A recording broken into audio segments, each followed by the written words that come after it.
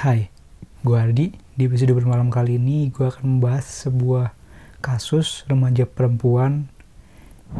Dia nih seorang model yang dimana dia tewas lalu dimakamkan di kuburan hewan. Buat kalian yang suka konten seperti ini, jangan lupa like, subscribe, dan bunyikan loncengnya agar kalian gak ketinggalan video-video gue lainnya. Dan buat kalian yang mau request atau mau bercerita tentang pengalaman berhantu kalian juga bisa kirim lewat email atau lewat DM yang ada di deskripsi di bawah. Oke?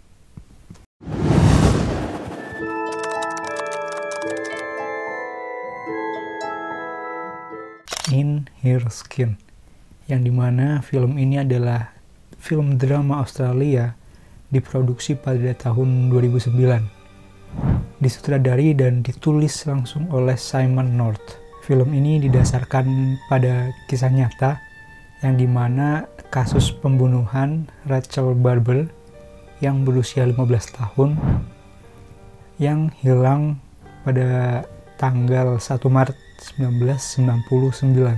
Belakangan diketahui nih bahwa si Rachel ini dibunuh oleh pengasuhnya sendiri yang bernama Caroline Reed Robertson. Pada 28 Februari 1999, Rachel Barber ini menghabiskan makan malamnya bersama keluarganya. Nggak tahu kalau itu tuh bakal jadi yang terakhir bagi mereka. Rachel ini berbicara dengan seseorang di balik telepon itu, nggak tahu dengan siapa. Keesokan harinya, pada saat itu tuh si Rachel ini diantarkan oleh ayahnya di sebuah stasiun tram, yang dimana tram tuh ya kayak semacam kereta api lah, kereta yang ada di jalan gitu-gitu. Itu tuh namanya tram. Dan di situ tuh berjanji gitu bahwa akan pulang pada jam 18:15. Dan di saat itulah Rachel nggak kembali. Nah, di sini gue mau bicara Rachel dulu nih, secara profilnya. Rachel ini adalah seorang siswa dan model berusia 15 tahun, yang dimana tadi gue udah bilang kalau dia ini berasal dari ya keluarga yang baik-baik aja gitu. Dia ini memiliki mimpi dan ambisi untuk membintangi sebuah musikal, dan favoritnya ini adalah Cats dan Chicago. Bisa dibilang si Rachel ini sangatlah populer, dan dia memiliki sebuah hubungan. Dia berhubungan dengan seorang laki-laki di tempat sekolahnya, di tempat sekolah yang sama. Hubungan mereka tuh baik-baik aja, nggak ada masalah ataupun gimana ya. Dia tuh benar-benar perjalanan mereka tuh ya oke-oke aja lah. Nggak pernah nih ada sedikit pun di pikiran si Rachel ini bahwa dia tuh memiliki musuh atau ada yang nggak suka lah sama dia gitu. Ternyata di balik itu semua ada nih yang sangat cemburu pada dia, dan itu adalah orang yang terdekat sama si Rachel ini. Pada tanggal 1 Maret 1999, Rachel ini menghilang. Nggak ada kabar. Dia telah meninggalkan The Dance Factory di Melbourne. Malam itu memberitahu bahwa seorang teman itu, dia itu akan menghasilkan banyak uang pada malam itu. Si Rachel bilang gitu ke salah seorang teman. 1 jam setelah meninggalkan studio tari, seorang saksi mata nih melihat si Rachel turun dari tram bersama seorang wanita berambut pirang. Dan pada malam itulah menjadi terakhir kalinya dia terlihat. Orang tuanya ini sangatlah khawatir dan segera menelpon ke polisi bahwa dia tuh menghilang. Nah, menurut pacarnya nih yang berusia 16 tahun, Emmanuel Carella, Rachel ini telah mengatakan kepada dia bahwa dia itu akan pergi ke pekerjaan yang rahasia, di mana dia akan dibayar dengan jumlah yang cukup banyak. Namun nggak ada yang tahu nih seperti apa pekerjaan rahasia itu, dan itu tuh melibatkan seorang teman wanita yang katanya itu wanita teman lamanya dia.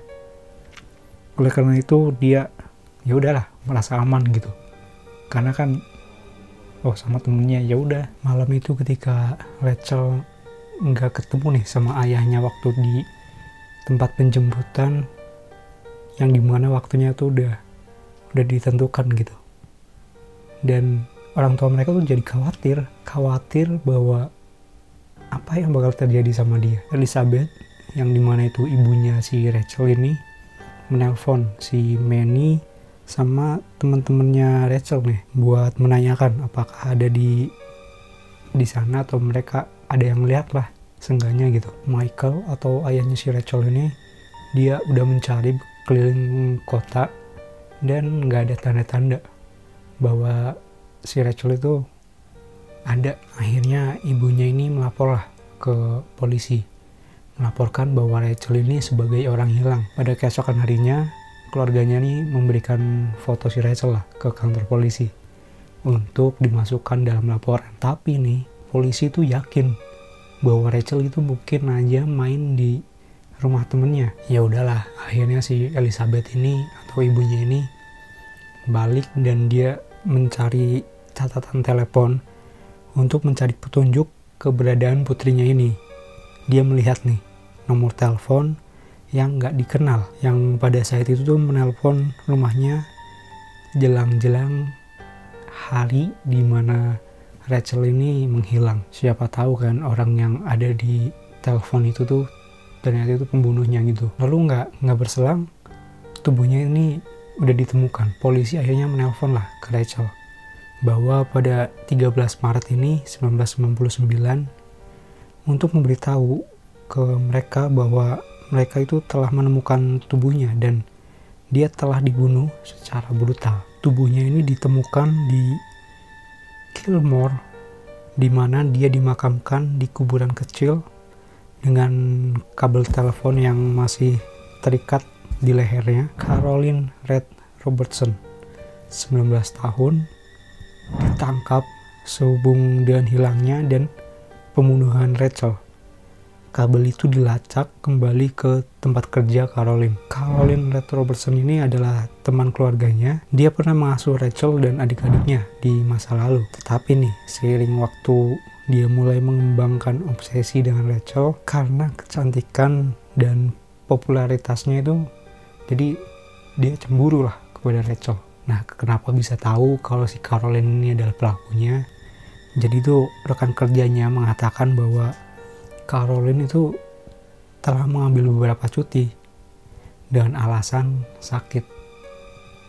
Dan baru-baru ini tuh secara terus-menerus si Caroline ini berbicara tentang Rachel. Ternyata nih, Caroline itu telah merencanakan pembunuhan Rachel, berencana untuk membiusnya, terus memasukkan tubuhnya ke dalam tas dan membuangnya ke suatu tempat terpencil yang sulit ditemukan. Nah, laporan otopsi ini mengungkapkan dalam pembunuhan Rachel ini dan penyebab kematiannya adalah pencekikan. Jadi secara garis besar ini adalah sebuah obsesi gitu.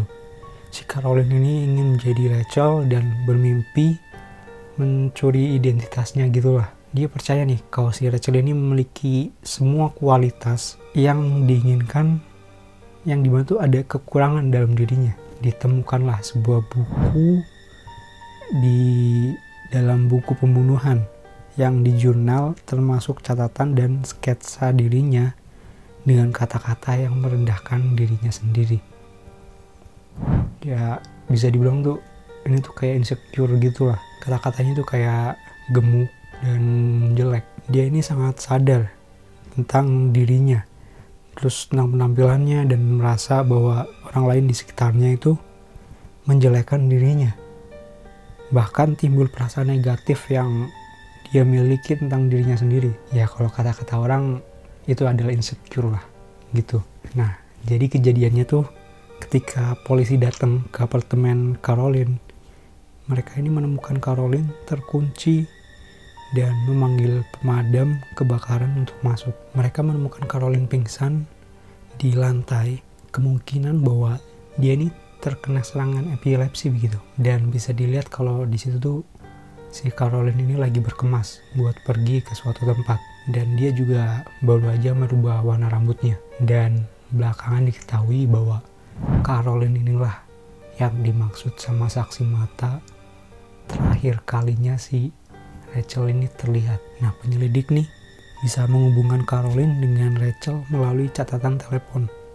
Ketika keduanya telah berkomunikasi, nggak lama sebelum dia menghilang. Setelah penangkapan Caroline di apartemennya tuh digeledah lah. Beberapa pakaian Rachel, akta kelahiran yang diisi dengan nama Rachel Elizabeth Barber, dan jurnal plot pembunuhan yang mengerikan. Nah, ini tuh ada di dalam catatannya si Caroline. Jadi seiring waktu berkembangnya kecemburuan lah di dalam diri Caroline ini, ketika dia menyadari bahwa dia ini nggak bisa memiliki karakteristik apa yang dimiliki sama si Rachel ini. Lalu dia mulai berencana untuk mengambil alih identitas Rachel. Caroline ini mengundangnya untuk datang ke apartemennya dengan kedok berpartisipasi dalam survei yang akan dibayar dengan uang yang sangat banyak. Nah, si Caroline ini bersikeras bahwa survei itu tuh sangatlah rahasia dan nggak dapat dibagikan informasinya itu secara luas lah, nggak boleh gitu. Dan akhirnya Rachel pun setuju. Dia pikir dia mengenal Caroline dan nggak punya alasan lah dia buat curiga kepada si Caroline ini. Jadi ya udah, dia datang aja ke apartemennya gitu. Nah, ketika Rachel ini tiba di apartemennya, Caroline ini membius dengan membeli makanan pizzanya yang telah dicampur dengan ya adalah obat biusnya gitu. Lalu setelah korbannya nggak sadar nih, dia lalu menggunakan kabel telepon untuk mencekiknya sampai mati. Awalnya nih jenazah itu disimpan di lemari pakaian selama beberapa hari. Lalu ketika waktunya ini tepat, si Caroline ini mengubur jenazah Rachel di pemakaman hewan peliharaannya di peternakan ayahnya. Nah, menurut buku catatannya nih, Caroline udah menyusun gitu rencana pelarian apa yang bakal dia lakukan setelah membunuh. Jadi ini tuh bener-bener gila gitu. Semuanya udah disusun lah sama si Caroline. Cuma karena dia punya penyakit epilepsi itu, ya udah, jadi semuanya terungkap. Lalu pada bulan Oktober tahun 2000, Caroline ini mengaku bersalah atas pembunuhan Rachel. Caroline divonis 20 tahun penjara dengan masa hukuman minimal 14 tahun. Lalu Caroline Red Robertson ini dibebaskan secara bersyarat pada tahun 2015. Orang tua Rachel menentang pembebasan bersyarat, tapi orang tuanya tuh menentang gitu. Kalau mereka tuh gak setuju tentang pembebasan bersyarat ini. Oke, pesan dari gue nih ya. Jadi kita jangan percaya gitu 100% sama orang, baik itu teman atau bahkan teman lama, karena kita nggak tahu nih selama proses dia udah nggak ketemu sama kita, terus dia balik lagi ke kita nggak tahu apa yang telah dia lakuin.